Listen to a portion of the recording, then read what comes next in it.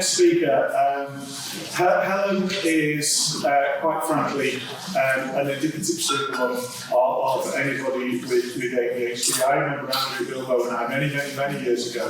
Andrew had run a conference in Liverpool, I think it was, one of those legendary. It was basically a piss up over 3 days with ADHD learning in the middle, do you remember?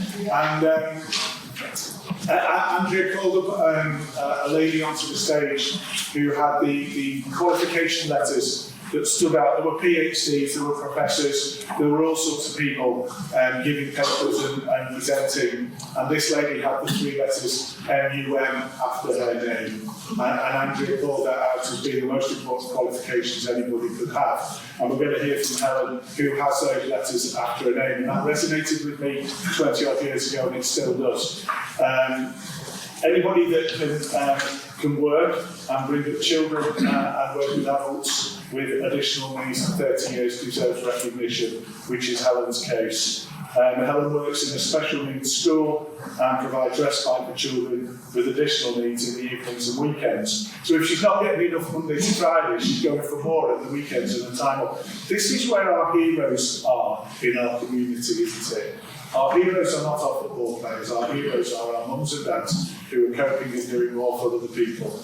Co-founder of ADHD Somerset, because she was short of things to do, and runs meetings for parents and carers and activities for children's and talks. As well as being a mum to 3 children with additional needs and 8 grandchildren who have additional needs. Helen also manages ADHD, obesity and diabetes. She absolutely deserves a round of applause as she makes that long journey.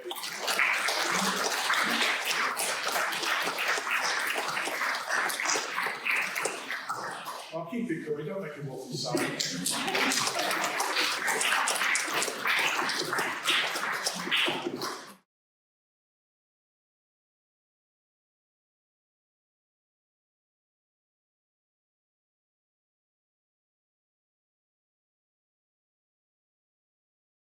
Hi everyone.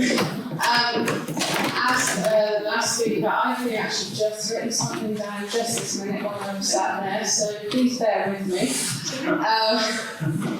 Well, my journey started when I was 7, being sent to a dietitian and being told off with a ruler, being smacked with a ruler when I was 7 because I put on a pound.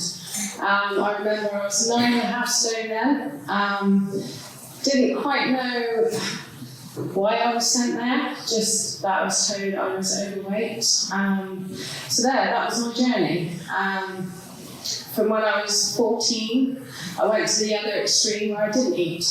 So from eating lots and being scolded and looked at and laughed at because my meal plates were not flat, they were whole, and I had to eat them all because I was brought up by you had to finish everything on your plate. You put it on your plate, you ate it, no matter how much you had.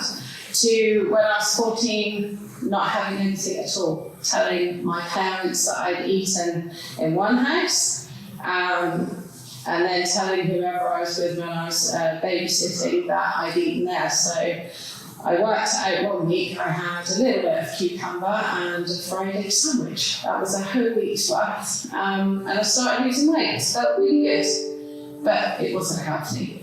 1997, it was after my 2nd child, I started my journey where I had enough. I knew there was something not quite right.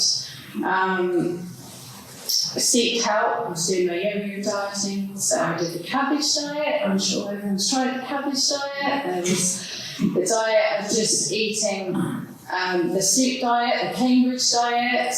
I could probably name a few Weight Watchers, Slim World, roasted pommy. I tried it all, but I got bored. When I wasn't seeing any results, I went on to something else. But through the journey I had with my daughter, 9 years of fighting, I knew there was something wasn't quite right with my daughter. 9 years of getting a diagnosis for her for ADHD. And that started the journey of where I am now, really. There wasn't any understanding of ADHD at Somerset. Nobody knew. I was showing them bits of paper and journals that I found. Look at the link. This is the link. There's a link between ADHD and eating and things like that. There's got to be something there. Until 2005, got pregnant with my son. I was told you shouldn't have been so fat when you got pregnant. Don't eat, to the point where I was only eating a cracker, one of those little Draco crackers in the end, because I was frightened to eat. From then went on, I got gestational diabetes. Told to eat healthily, which I tried, but with ADHD and work, I've got 2 children. My husband was in the Navy, he was away. I was trying to run a house. I was trying to look after, be a mum with a child with ADHD. Nobody knew about it. Went into school, they didn't know I was educating them, and they were, well, what is ADHD? So, journey went on from there. I think it was 2012, 2013, thought, right, that's it, that's enough. Nobody's listening to me, need to go a bit further. So went in, started having some tests. They went, oh no, you've got B12. That's why you're tired, that's what's going on. We'll give you injections, that will help. Oh yeah, you're low on vitamin D. Here's some vitamin D tablets. Oh yeah, no, it's anxiety, it's depression. From there I went on to, so no, come on, there's something more than this. So, thank you. So, they transferred me onto a larger hospital down in Somerset in Taunton, which I call the Fat Club. A room full of 25 fat people sat around in the corner, then telling me how much they love food and that they think of food, and I thought, oh, that's not me.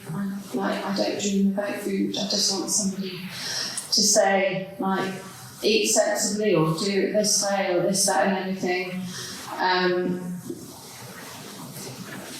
So yeah, that's where it started. I started doing some research, trying to work out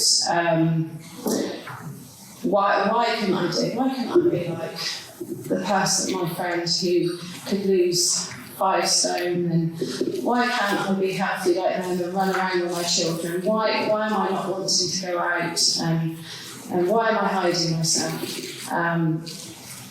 So from there on, I got a diagnosis of ADHD in 2014 after looking at both my children, going to Liverpool for the conference, meeting some amazing people there, and I don't even know where I've gone. There goes my ADHD. My head's gone completely off where I was going to go. So I've also here, they've diagnosed me with diabetes as well now. Started me on the diet, well that didn't work, so we'll give you some tablets. Threatened me with going to the mental health team because they said I wasn't looking after myself because I kept forgetting to take my tablets. They then put me on some injections, which they basically started my body moving again. Yes, I was losing weight, but then it stopped. So they said, well, actually, we'll put you through, we'll maybe want you to go for the fat loss surgery. Which I was petrified about, actually. But I thought, well, they said, well, if you have it done within the 10 years of getting diagnosed with diabetes will go. You won't have diabetes anymore. They weren't controlling my diabetes. The tablets wasn't helping, probably because I didn't quite take them every day. I did forget the odd day. So, yeah. Straight to June of last year, I had an operation. I had a a sleeve. I've gone from 24 stone down to I'm now 10.5 stone and still losing weight. I feel so much healthier. And now in 2025, they are recognising that with my ADHD, I prefer to have crunchy crisps, that I can binge eat. Not so much now. I'm lucky if I can eat half a slice of toast if I'm very lucky. But through this, I'm noticing that the children I work with, that they are having the same difficulty. My own children. My eldest daughter is now taking the weight loss injections. She's lost 3 stone. My other daughter, she is the other way. She doesn't eat and she punishes herself. My son, he won't eat if he's on ADHD medication. But when that wears out, we open the fridge and whatever falls in, that's what he's having. But talking on ADHD, I was on medication. But through COVID and everything else, I wasn't given the appointment to go and see them. And they blamed me. They said I didn't turn up for my appointments. So they've now said they've undiagnosed me with ADHD. I don't need medication anymore. My son, he was on medication through COVID and the lack of no medication in Somerset. He's now been off medication for 9 months, and he's also now struggling with his weight. So, why did I have the op? Well, I was fed up with being fat. I wanted to get rid of my diabetes, and the struggle of every day on my eating habits. I am still working at it. It is early days, but they are starting to realise that I have the sensory needs. So working with them, I'm learning a lot more, which I'm also then helping children who I see, who I work with, who have the same struggles as me, or similar struggles, and just sitting there listening to them seems to be making a difference. So yeah, there we are. Sorry, it was very muddled, but hopefully got something out of that anyway.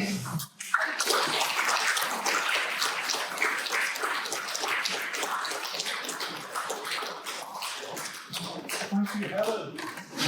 Wow, you speak from the heart.